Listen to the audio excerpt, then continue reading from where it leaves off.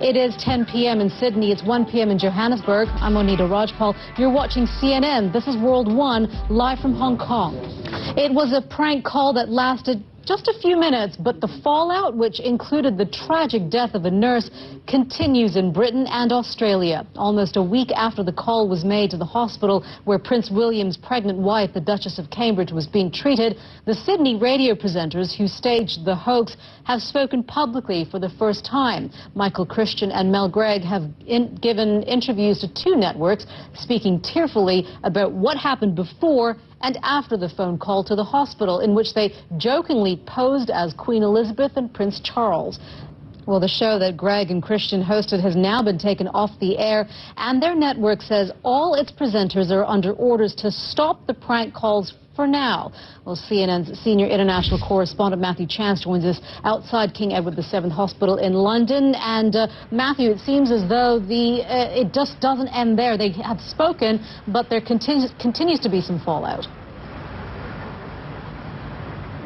Yes, I mean, and you mentioned some of it just there, which is that the radio station, or the company that owns the radio station in Sydney, rather, has launched its own investigation. Thank you for that. Matthew Chance reporting to us there live from London. Well, we want to take a look at what newspapers in Australia are saying about this. In Melbourne, The Age has this headline: "No one is laughing now." The editorial says a call that wasn't supposed to get through gets through. A conversation that wasn't supposed to happens. Radio ratings gold and high fives all round. Everyone's so caught up in the caper that no one imagines what could possibly go wrong. World 1, live from Hong Kong. Chavez is expected to go back into hospital today. The president of Venezuela is in Cuba again to have more surgery for cancer, but this time he has named the man to succeed him as president should his health worsen. Joining us now on the phone from Havana is Patrick Ottman. Patrick, what does this say about just how Mr. Chavez is viewing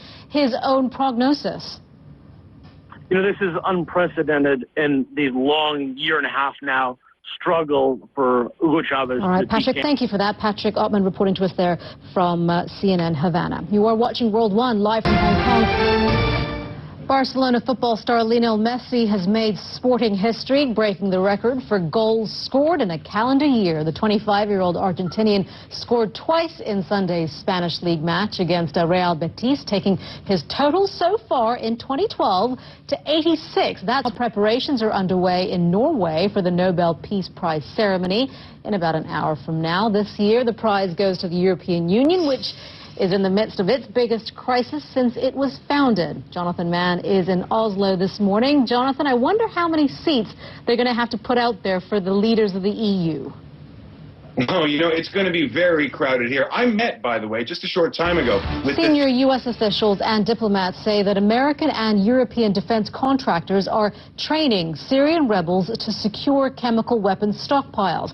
The training is taking place in Jordan and Turkey, but some contractors are reportedly in Syria to monitor chemical weapons sites there. While the fighting continues on the ground, Syrian activist groups say 116 people were killed across the country on Sunday. Rebels now control parts of the city of Aleppo, but residents say basic necessities are scarce and that civil society is falling apart. Arwa Damon reports. Crammed inside a tiny two-room home, the adults say 2 Iranian warships have arrived at a Sudanese port, setting off alarm bells as far away as Tel Aviv and Washington. It is the second such visit in as many months, and there are concerns that it signals a closer alliance between the two countries, one that could ultimately benefit Hamas. Nema Al-Bagir has been following the story. She joins us now from London. Nema. Well, Monita, the first time that these ships docked at Sudan's Red Sea port, it was brief, but it definitely had an incredible amount of resonance. All right, Nema, thank you for that. Nema Al-Bagir reporting to us there live from CNN London. You are watching World 1 live from Hong Kong. He is regarded by many football fans as the best player in the world right now, and Lionel Messi has added yet another landmark to his collection of records. Alex Thomas joins us now to tell us just how he did it, Alex.